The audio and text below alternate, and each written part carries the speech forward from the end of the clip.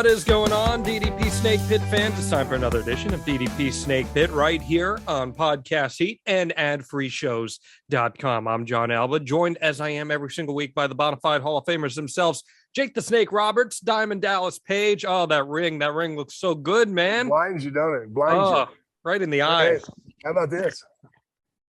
Look at that. I got that from Flair.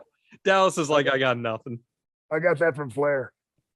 What do you mean you got it from Flair? Well, he laid it down in the locker room and I took it. No, I'm just kidding.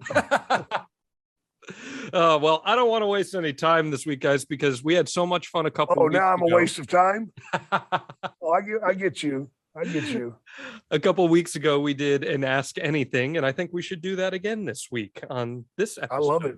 We got great engagement from the fans on social media, hashtag DDP Snake Pit.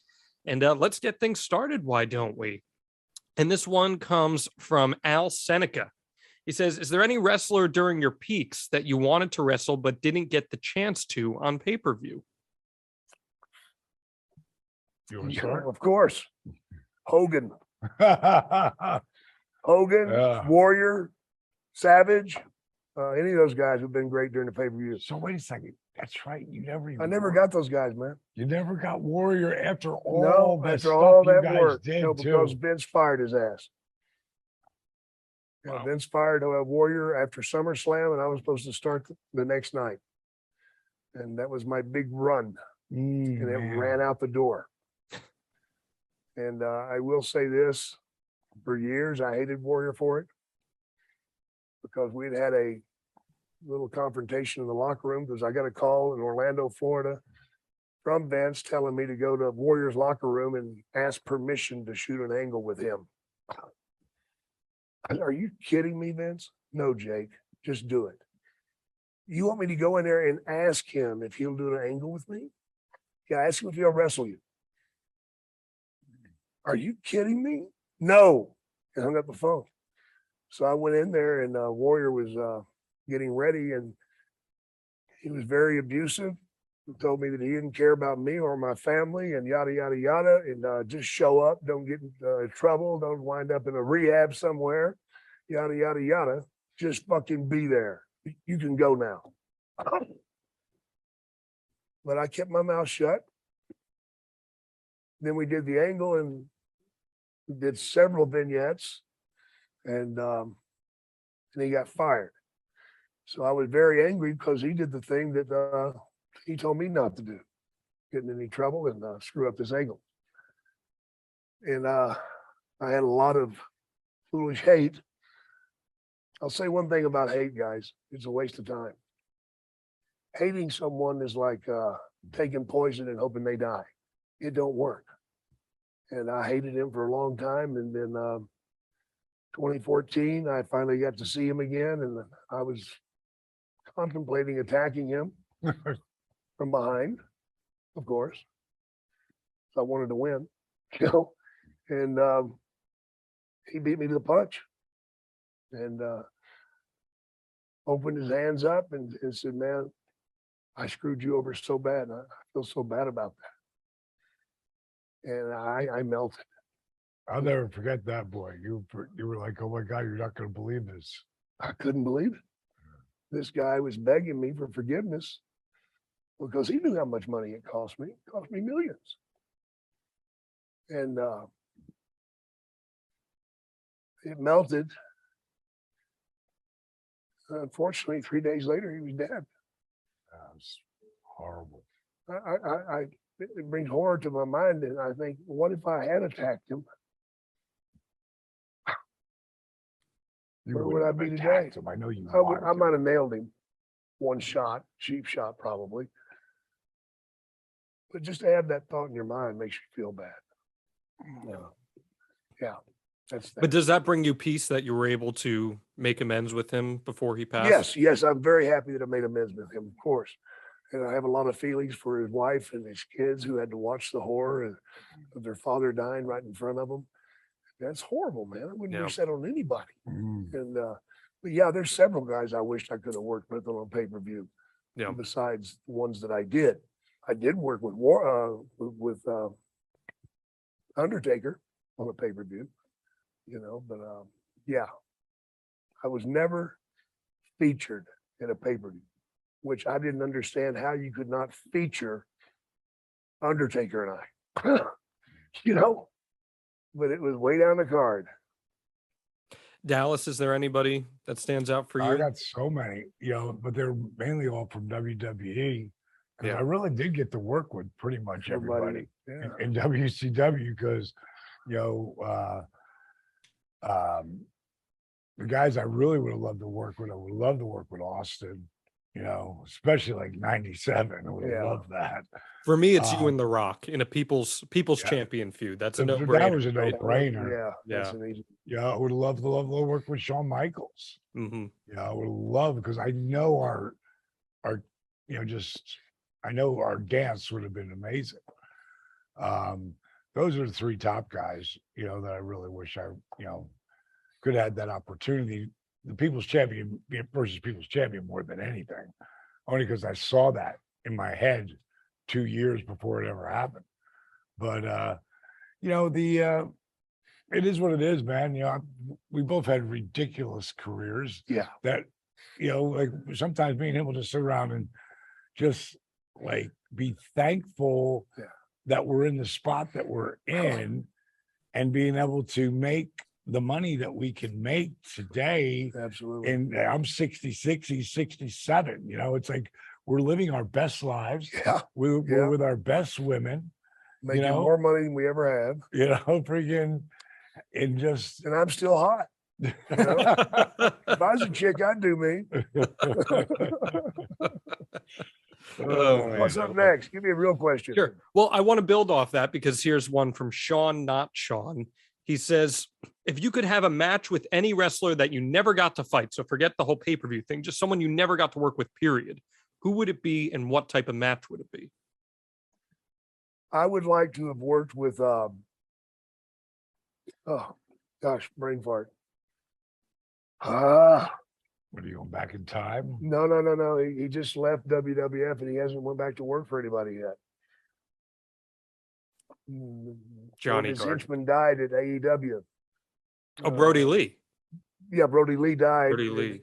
He used to be with Bray Wyatt. Bray Bray Wyatt. Wyatt. Of course. I Yes. want Bray to Wyatt. work with Bray Wyatt in a stripper's pole match. A stripper's Because match. I have the edge there because I've been in a coal miners glove match, so I think I know what to do. Oh, okay. Dallas? I love to have a match with Randy Orton, and I really wanted that to happen, but and he thought it was going to happen. It just makes sense. RKO versus Diamond Cutter. I would have loved it, and I'd put him over in the middle, and he'd kick out. I don't care. Just it would have been a great match to go. We could cut some great promos. Winning and losing doesn't matter. As long Yeah. as you're there. Yeah, it would have really been awesome to be able to do something with him. Hell yeah. Because he's just such the total package, really. Yeah. I don't think they've ever tapped into his real shit yet. I really don't. He is phenomenal. Yeah, I think there's he's one always of the been- best of all time. There's a little something he's not gotten. I don't know. Bob Orton called me and asked me to get with him and try to help him. But whenever I seen him for the one time that I seen him, it's hard to figure out what he's missing because he's got it all. He's got it all. He's had a hell of a run, man. Oh, fuck yeah. Not like us, but still you think, what if, Well, what if a frog had wings? He wouldn't bust his ass when he jumped, I guess. I don't know. When I look back at what they've done over the last 20 years with him, I think that he There's no better run ever. yeah. He has from Youngest world champion. right on up to to me he could be right now be in the mix and white the hot guy. and white hot. Yeah, to me, and you get it, One of the that's something criticisms I would have loved. And there was a point in time where he said to me, I don't remember where we were, but we were what town we were in, but I'd gone there. I don't know if it was LA, and I just went to the show or whatever. And I was living there. I can't remember what it was, but we were talking for a while. And then as he started walking, he said, well, eventually, I'm going to see you out there. And I said, yeah, I would love to for that to have happened, but I don't think so. And he said, really? He goes, you don't think so? I said, no, I don't. And I bring them Benny because, I didn't have the greatest relationship with Vince. Yeah. So that's what would have kept it from happening. Yeah. And what's funny though, when they brought me in, when you were doing Slam Dance Film Festival, when we went out with the resurrection of Jake Snake, I came back to do the Rumble. And they sneak me in. I'm in the back, and Bubba's with me, and oh God, it escapes my name now. The guy who's ate the worms, the boogeyman. Boogeyman. I can't remember that. Great gimmick. I'll tell you what, that kid, he's got it, dude. He was such a stud. I met him in LA when they were doing when they bring all athletes in from all over, and they do a training session, and guys try out to get that spot, and they film it all. And I think they do. I think it was just a training camp where they bring people in to look at it. This one they were tough enough. It was like something like that. I think he was getting ready for that, and he pulled me aside. And here's this guy who's just shredded, and this is as much of a thoroughbred as ever been out there. He's pure. And he said to me, he said, "D," he goes, "You've been a big inspiration in me doing this." Because you did it at 35. He was older. Yeah. He was 40. Wow. He was 40. He looked like he was 28. Yeah. And blowing everybody away in every trial. And when he goes, but I'm 40, he's like, what do you think? Should I tell them the real age? Fuck no. But what I said to him, I said, honesty is always the best policy. But I said, but you are kind of right on that too. But I don't know, man. The way you look and what you can do, I don't know. Me personally, I'd fucking tell him. Yeah, you would. And the bottom line is he did it. And now they got his license, his ID. And they find out that you lied to us. It was on Tough Enough, by the way. It was on. It wasn't Tough Enough. Yep. And you lied to us, and they put him out. They leave. Wow. And send him off. But they brought him back because they saw something. In Damn him, right they did. And so, by the way, it's the three of us in the bus. The what do they call those buses? Where the really sweet, the rock and roll type buses. Yeah. Where they got the bed and the kitchen and all that stuff. So we're on that bus, and so Michael P.S. Hayes is the one booking this, and Mike comes over, and Cody's going to take a diamond cutter. Fandango's taking a diamond cutter. And Bray Wyatt's taking a diamond cutter. Of course he is. And you know who's coming next. And me and Bubba are thinking, here comes Randy Orton. It's going to come in and hit me with shit, and that's going to be it. And then they went Rusev. Oh. They went Rusev. And Bubba just looked at me. I was like, holy fuck. Okay. Yeah, cool. Because one things that I loved about, because Randy's the legend killer. Yeah. You're one of the people he killed. Yeah. He killed a bunch of people, but he hadn't killed me yet.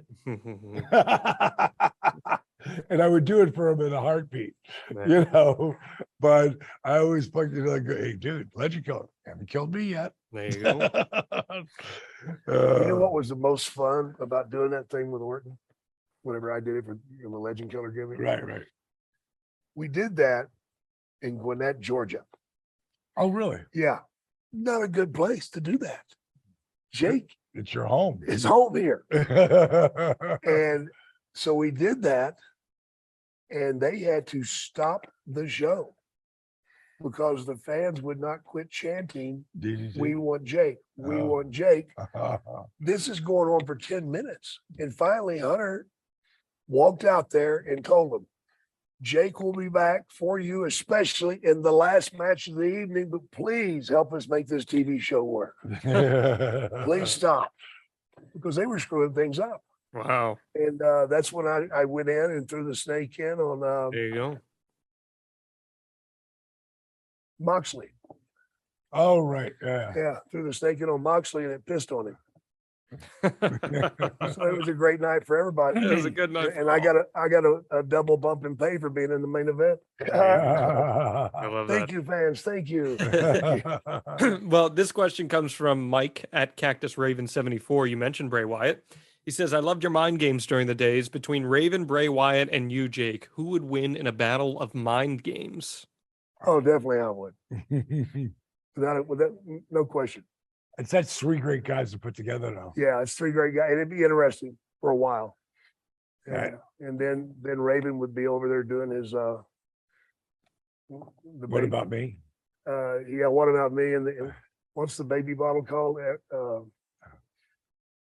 It's his finishing maneuver. The even flow. Even flow. Yeah. That's on baby bottles. That's what I told him. I said, "Why did you get something called even flow when that's on every baby bottle?" Because it was that song. I know Pearl that. Jam. I know. Yeah. And Bray, those guys couldn't hang with me. Here's the thing, man. I've been on the road since eternity. Yeah. Since they developed water, I was there when that happened. I've got a lot of ammunition that you've never seen. And now you can remember it. And now I can remember it. Yeah, I'm sober. So you couldn't beat a messed up Jake. What are you going to do with one that's okay? You and Bray in each of your primes would have made some magic. That would have been. Oh my God, we could have. Oh, we would have rocked the world, brother. That would have been. And never had to lock up. Just look at each other. Yep. I To agree. me, it's like of all people, who left, the company, and he hasn't shown up anywhere. Well, you're seeing a lot of guys coming back now. All of a sudden, here with Hunter in charge, could be interesting.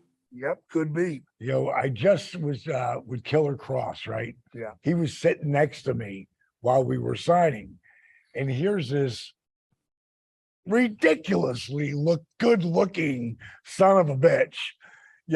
He's jacked. He's 6'4" or 5.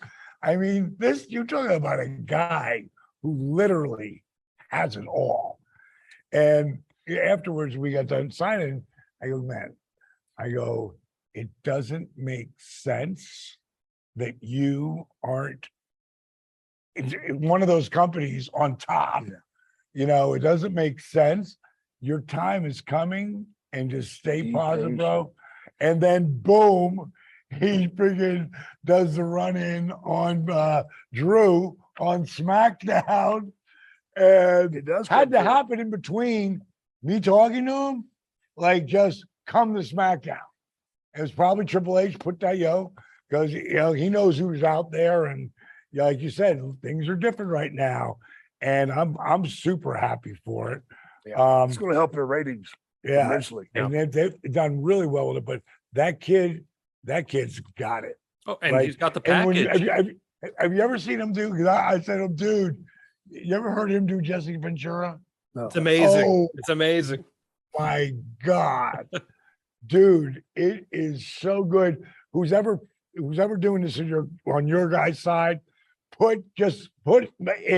feed in Killer Cross doing a bit with Jesse off of YouTube. Don't tell me you don't have 4 more reps in you. Come on, Chris, don't tell me it didn't happen. I was there. Jesse Ventura's here? I was doing tricep extensions in the Gulf of Tonkin.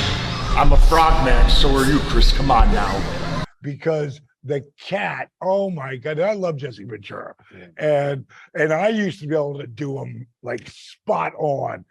And it's like listening to Jesse, I got no time to bleed. And, he goes and he's got the accent going. Oh man, that kid's really talented. Yeah, he's got the whole Good. package. Scarlett being by his side. It's just Yeah, it's is that his wife? it's his yeah.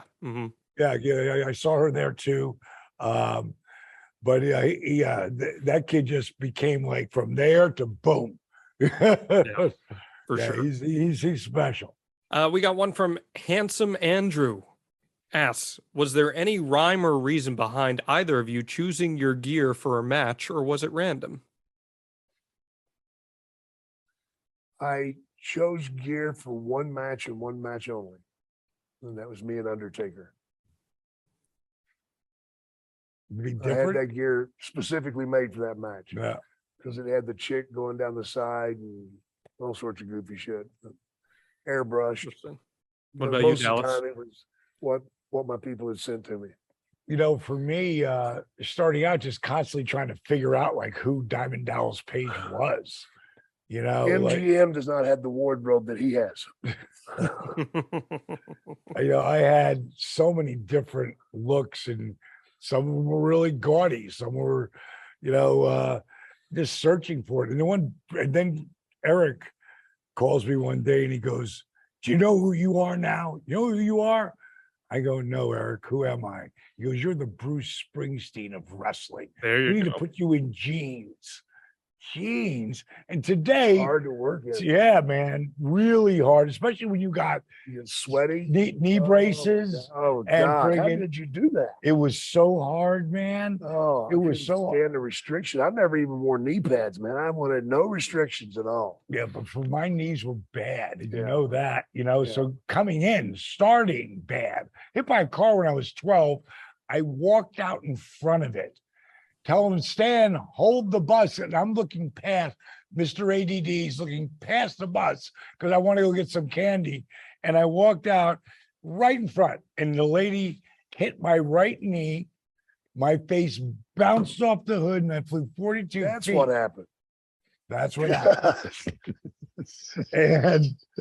and they told me I couldn't play football anymore. Like Oh, my life, geez. my life completely changed because football, I was like a prodigy, like to me.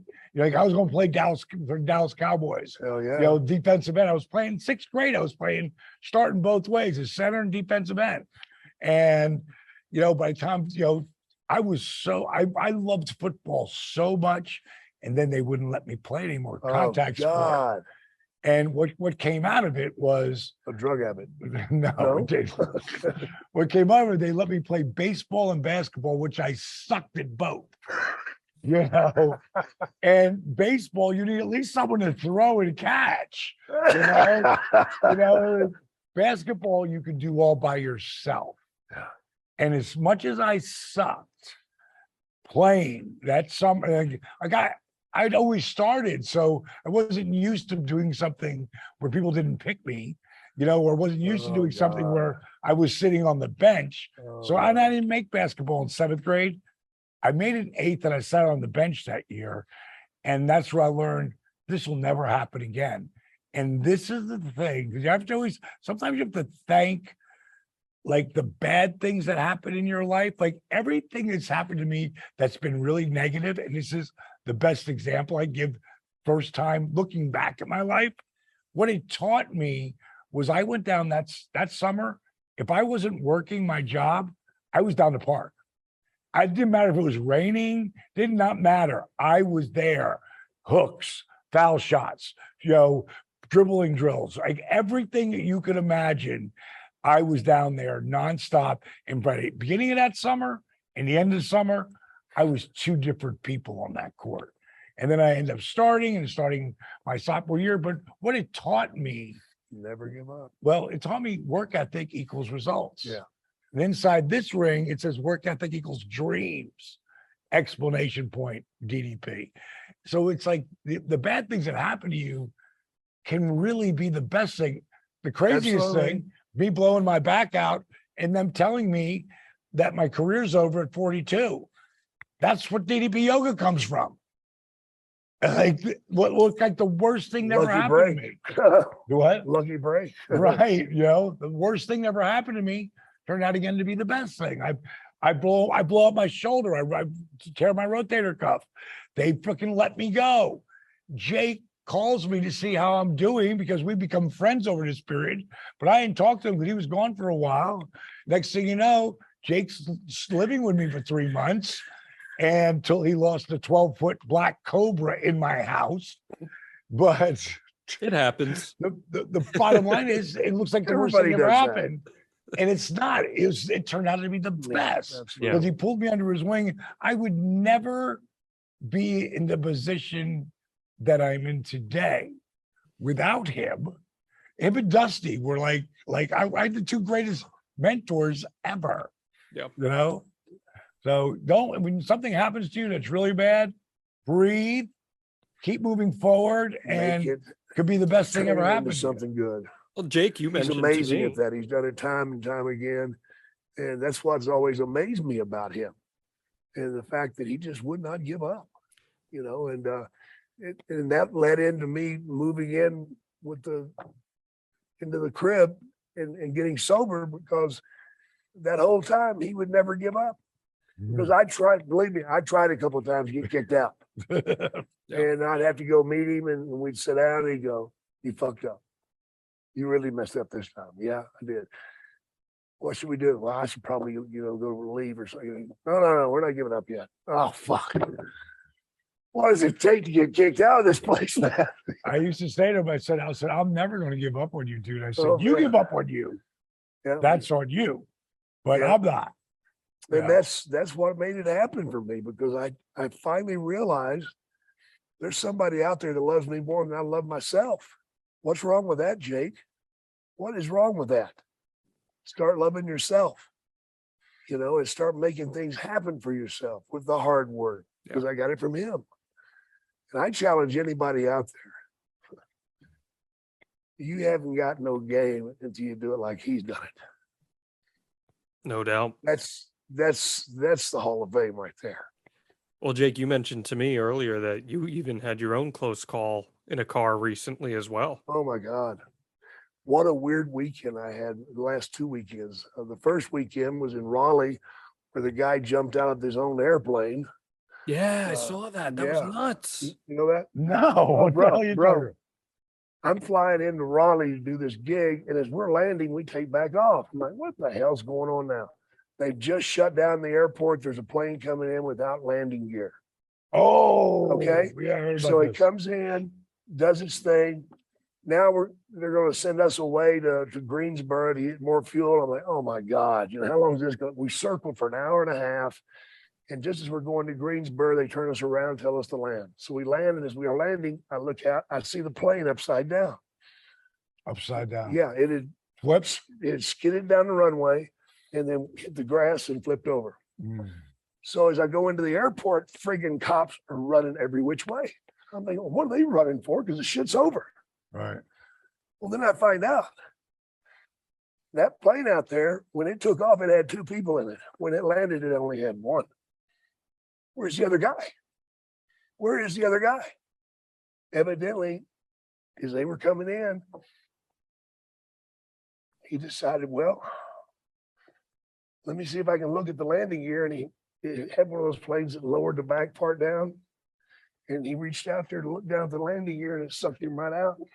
Really? Yeah. Yeah, man. And he didn't land well. Wow. He landed in somebody's backyard. Did he die? Oh, yeah. Well, you never know. Yeah, he had trees coming down. Right. Wow. But that done him, man. So then this weekend, we're coming home, Cheryl and I. We'd had a wonderful time at the signing. And I'm doing my usually Jake dumb stuff when I'm driving. I'm doing 85 miles an hour. And she's holding on to everything, which she just doesn't like speed, And I like speed, especially in heavy traffic. But I look in my side view mirror and I see a guy coming up from behind me. And this guy, I'm doing 85 and he's closing quick. And he's got his flashers on. I thought, well, man, it must be a real emergency, somebody dying or something. So I move over. As he goes by me, I look, and the front end of his car is being held on by straps, Ugh. and gorilla tape. But all the wind hitting it is pushing that nose down, hitting the concrete. as he goes by me, all of a sudden, the front end comes off. The whole damn nose. He runs over it, which breaks it into pieces. I've got a hunk this big flying right at my windshield. And I did a quick, and somehow a miracle made it past that. Wow, you're lucky. Now, the reason I'm telling you about this is I wondered right then, not only how valuable I find life and how life can change so quickly, so don't get down about it. But the one thing you got to have is car shield. You do got to have car shield. You're a freaking genius, Jake the Snake, because if he had car shield, he wouldn't have to pay for it. He wouldn't have, because Car Shield allows you to choose the mechanic, and Car Shield's administrators handle all the rest. He could have got a record to pick him up. He could have gotten a record to pick him up, because guess what? If you break down on the side of the They road, give you a rental car. they got coast-to-coast roadside assistance. They give you rental car options, trip reimbursement, no extra costs. Their plans cover more parts than ever before, whether your car's got 5,000 miles or 150,000 miles.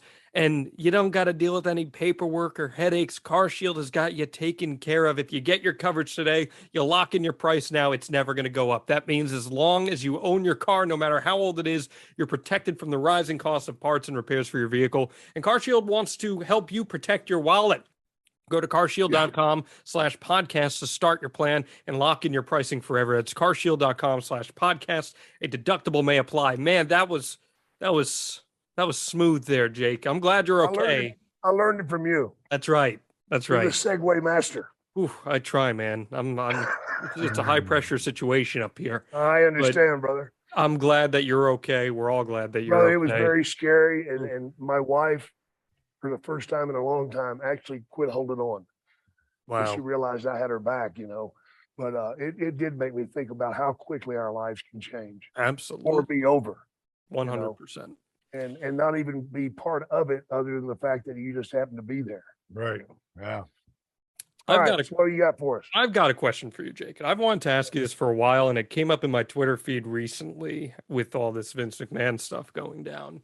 And people were saying, it was just simpler times when the 1987 Slammy Awards happened. And for those of you who don't remember the 1987 Slammy Awards, it was a musical extravaganza that saw Vince McMahon sing Stand Back in Atlantic City, and a bunch of different WWE superstars had to learn song and dance numbers. And in the middle of Stand Back, I see Jake the Snake Roberts playing a trumpet, and he's doing choreographed dance moves. I need to know, John Alba wants to know, what the hell was that experience like? Because I've never seen anything like it in wrestling since. I wanted to slash my wrist.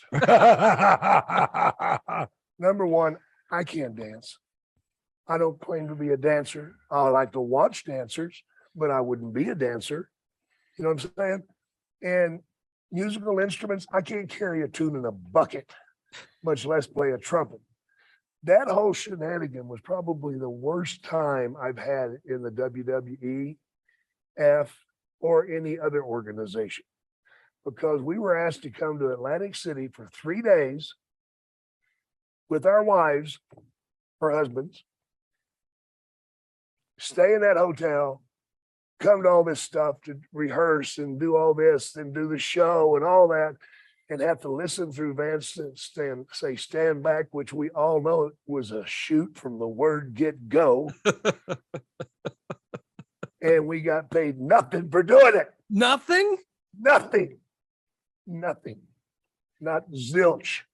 They were so kind to take care of our hotel rooms. That trip cost me like $6,000 because they had gambling, True.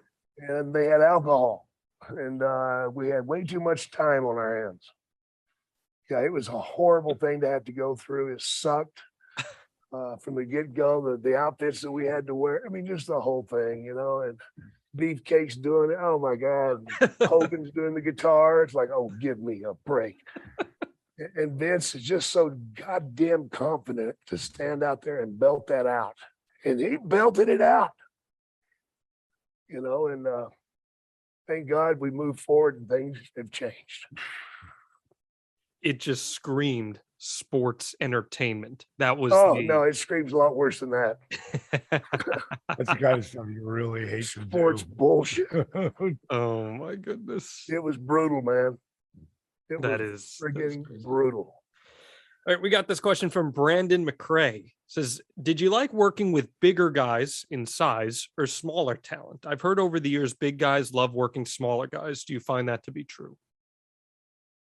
I I think big guys love smaller guys because most people are smaller than big guys. They wouldn't call them big guys. It doesn't matter to me. It never did. It's different styles, 100%. you know, and usually a big guy won't bump you as much as a little guy will. Isn't that crazy? You know, you get in the ring with a big guy, but he doesn't toss you around like a pinball. You get in the ring with a smaller guy and he wants to bump your ass off. No, it didn't matter to me. How Yeah, about you, D? I remember when I was going down to power plant all the time, and Bischoff would say, "Why do you keep going back down there? You know how to wrestle." I said, "Yeah, but I can't. I want to be able to work with big, with Giant, Paul White, or Rey Mysterio."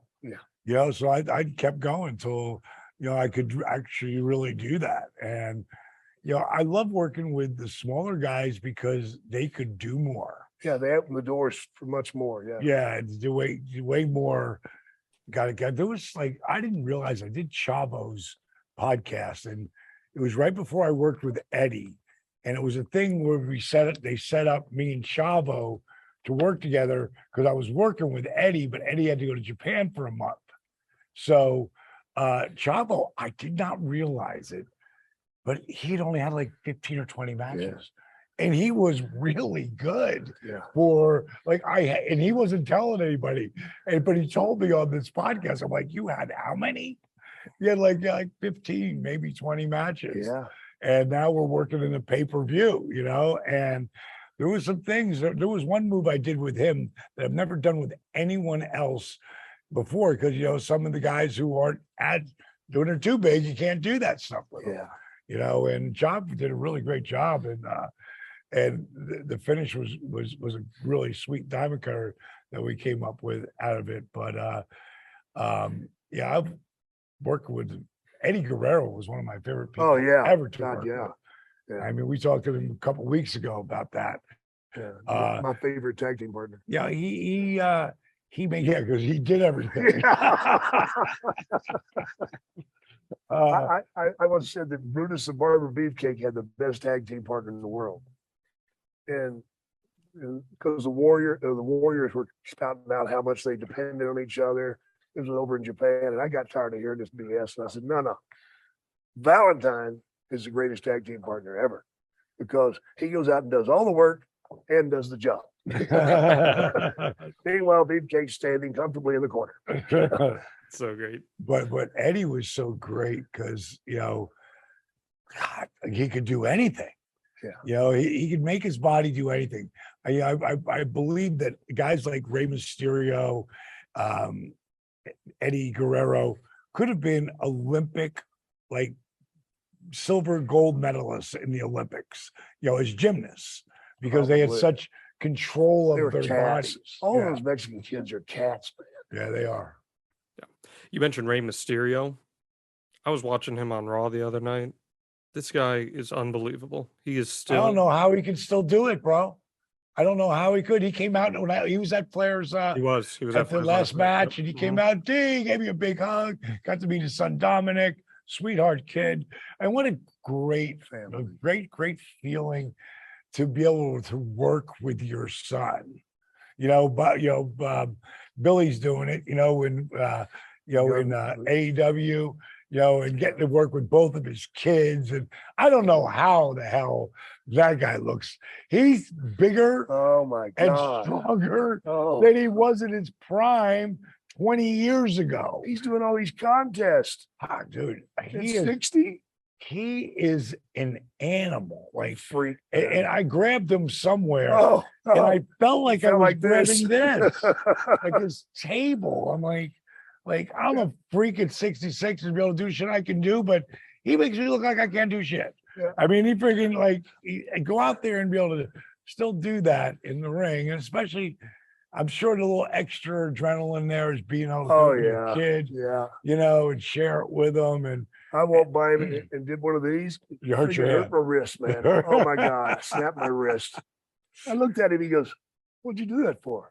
I'm like, "Tapping." I was just, and he says, "No, hurt yourself." I'm like, "Fucker." He's a beast, man, beyond. Yeah. So you were saying something about Ray. I'm sorry. No, I was just saying he's unbelievable, man. It's insane that all these years later he's still at the The first time caliber I that- seen him, he was 15 years old Wow, in the ring wow, wrestling. that's Yeah. amazing. Well, when I 15. was 36 and he was, because he's 22 years younger than me, and I was 36 and he was 14 and he was the rookie of the year with Meltzer. Yeah. And I was like, who the hell's Rey Mysterio? I'm number 2. He stuck Again. out that West Coast, man. Then of course, when he came in WCW and I heard, I've told the story a million times. I heard Rey Mysterio's in the ring. People were talking about this kid, and I'm like, Rey Mysterio? Like that name was fresh on my mind, Mm. and I fucking went out there and watched and I went, wow, I was a very distant second. Like I wasn't even close. It wasn't like we were nose to nose. It was like he blew past me. Cataclysm asks, do you think that if wrestling became similar to the late 90s, it would affect society as a whole? And I think that stems from in the late 90s during the Monday Night Wars, or as Eric Bischoff likes to call it, the Nitro era. Everyone and their mother was watching wrestling. Monday Night Raw or Monday Nitro were outdrawing Monday Night Football. So if wrestling were to become that popular again, how do you think it would affect society? Wrestling's a part of society. I mean, again, if you look at like we were just talking about it earlier or last week, about all the guys do the belt thing. There's a belt for everything now. Everybody's got belts. Yeah, home runs get you one. But it ain't like boxing belts. No, It's wrestling belts. I mean, there's so many things that we did. Like you never saw fireworks on, I should say, pyro, in the NFL until wrestling just like boom, boom, boom, boom, boom, boom, boom, boom, boom, boom, boom, boom. Next thing you know, they're all over it on the NFL. The NFL copied a lot of our stuff, Nothing wrong with that. it all works, but it's just a different time, Yeah. and it's never, the athletes, like I was telling you about that kid last week, Nick Wayne, like the shit that he could do at 16 years old. Yeah. Like he did diamond cut. I watched him do 2 different diamond cutters that I was just like, how the hell did he even do that? They and that's what's really cool about that site. We're not talking about them today, but IWTV. yeah, that shows so many amazing young talented kids out there, but we don't have the athletic ability that they have today. So when you get a mix of that and you start to use, like Jake and I always talk about, use what we did in the 80s and the 90s and really sell, mix with that, then you get magic. Yeah. And there's guys who are doing it. There's a few. There's Brian Danielson. That's I think I say it all the time. Kenny Omega. He's the best in the world. Both of those guys. Oh. And Kenny's taking some time down now because healing, because that guy, He's smart. puts himself through a lot of abuse for the fans, and the fans appreciate it today. And they get it more than ever They're today. smarter. So, they're part of the show and part of these kids asking these questions. They're a part of what we're doing. What else you got, man? Well, I do want to take a quick second here. You talked about IWTV, our sponsor last week. One sponsor we do have this week, Chili Sleep. Of course, it's one of our favorites here on DDP Snake Pit. Absolutely. See, science tells us that the Well, if best it way works. to achieve and maintain consistent deep sleep is by lowering core body temperature. Temperature-controlled sleep repairs muscles after a hard day's work and improves cognitive function, so you always start your day feeling sharp and alert, and Lord knows I need to improve my cognitive function, especially man. after I do these marathon podcast tapings. I know that's right. And Chili Sleep makes customizable climate-controlled sleep solutions that help you improve your entire well-being, like the Uller and Cube sleep systems, hydro-powered temperature-controlled mattress toppers that fit over your existing mattress to provide your ideal sleep temperatures. Jake, I know you're like Billy D. Williams. You're cooler than the other side of the pillow, man, and that helps you happen here with Chili It does, Sleep. man. What's You your know, whenever experience I- been like? When I hit that bed, brother, it's like, and then I just close my eyes. I used to be real bad about having to leave the TV on, to have that noise. But now, man, I turn that TV off and I hit that bed, and it's like I'm feeling the coolness just come right through my body, man. And I take a deep breath, man. I put that CPAP on and see you later. And I wake up, but when I wake up, it's not that I have to get out of bed and make sure this still works and that still works, because I sleep good. Yeah. Sleep Yeah. good. I'm man. sleeping way better. I'm sleeping way better than that. And as you get older, that's an issue. Damn That's an right. issue. Anybody who's listening to this who literally, is in your 50s or 60s, because that's when it starts happening to you, Yeah. man. And they're like, what do you mean I can't sleep all the way through? But I've been just waking up once a night, which is, You used to be notorious for only Oh. sleeping 4 hours a day, man. yeah, man, it was killing me. I told him, he said, maybe you're in such good shape, your body doesn't need it. That was my theory. He liked Well, it too, though. These luxury mattress pads keep your bed at the perfect temperature for deep sleep, whether you sleep hot or you sleep cold.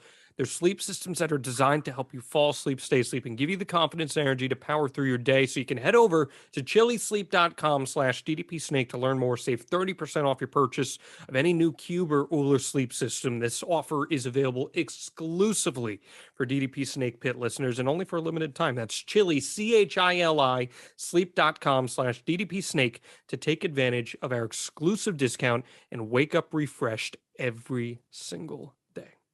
Brody, you have a good one we can end with, man, because I got to get out of here. Sure. I got one for you right here. Okay. This is from John of the Dead. And I think this is a great question into the psychology of Jake the Snake Roberts. After the fans turned Jake face, then he switched heel in 91. How tough was it for him to use the DDT since it was so over? I know he would tease it when fans chanted for it, but did he ever think of abandoning it because of the positive crowd reaction it still got? Now, you've talked a lot about this, both of you have, about how sometimes when you go heel, you just have to abandon some of the things that made you who you were, but you also don't want to authentically change yourself. So how did you Yeah. balance that, Jake? I didn't even think about changing that. That'd be like saying, okay, Jake, you can walk out there with a gun or without a gun. I'll take the gun. Come on. And the way you get by it is by the way you react to it, what you do before it. I stopped doing so many of the out of the surprise, situations where I would just get it out of nowhere, and I went more deliberate and went tougher and angrier, and I do it with a snarl. So it was for me. And It you was throw them away. Then I toss them out sometimes when I didn't, like, oh no, you don't call the match, I do, Yeah. So that was always fun. But I think you're a fool if you throw away what's over. I mean, it's really foolish. Don't do Yep. that. Dallas, any thoughts on that? It's another thing that I studied over Jake, and that's how the diamond cutter probably took shape, because it used to be when Johnny Ace originally gave it to me, he had one arm around the neck and he kicked out. That's what he did. So that's what I did. But Regal gave me the cravat, so now it's a hold. Like if I put Now you it's in a that, shoot. I'm not going anywhere. And that affects your timing and makes it even better, because I literally am taking it there. And then it was taking it out of nowhere is what, of course, took it to a different level. And that's watching Jake do, had 80 hours of Jake that some kid had given him 40 VHS tapes that was full of Jake the Snake Roberts. That was it. So, I mean, that was like the number one thing that I really studied. So that the diamond cutter came out of that, for me as a heel, I was still going to hit it out of nowhere, because for the people who were playing along with me and hating me as the heel, they're still going to pop, but they're going to be pissed too. Yeah. So They're gonna be pissed if they popped. yeah. So, How crazy is that? but watching Jake, and there was times where I would go for it and I would have the guy get out of it, so that's another way around that. Which brings it back to the shoot. Like one of my things with Sting, because even if I was a baby face at the time, if I'm with Sting, I'm going to take that heel route. Damn right. Because I'm not going to try to do a double baby face match with him.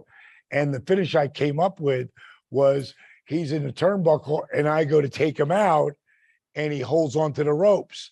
And I go back again to take him out. And the first thing was he hooks with his elbows. Then the next time he hooks with his hands. And then when I come back again, he steps over me and hit me with that death drop. When I dropped the strap to him that night, that was maybe the biggest pop I've ever heard. Because they didn't see it coming. They didn't see his coming. And you were in control. Right. So it was also one of those matches that you've got 5 more minutes in, and I'm literally talking and calling that whole last 5 minutes of that deal. And we knew different things we had done together. So that's like when you look at it, we talked about it earlier about Steamboat and Flair sequences. They've worked together so many times that it's magical. It's like a night off. Yeah. Going out there. They might go 60 minutes, but they know each other so well. And they love every minute of it. Folks. Yeah. And you don't want to get out that. Well, I loved every minute of this. I love doing these Ask Jake and Dallas Anything episodes. They're super fun. So there's so many questions we still haven't even gotten to. So hashtag DDP Snake, send them to us. We want to get them. We will talk about them. We will ask them. It will be good stuff. So make sure you get that. Check out these 2 guys on Cameo. That's where you can help them out. They'll give you a personalized message in the process. Anything else you guys want to add this week? Man, I just did a cameo for a guy wanting to break up with his wife, man. Oh my God. Oh my God. Boy, did I turn heel on him. I said, sweetheart, you're getting the best bump up in class ever. For a guy to ask me to break up with you, he's a real jerk. Oh yeah, I turned heel on his ass, man.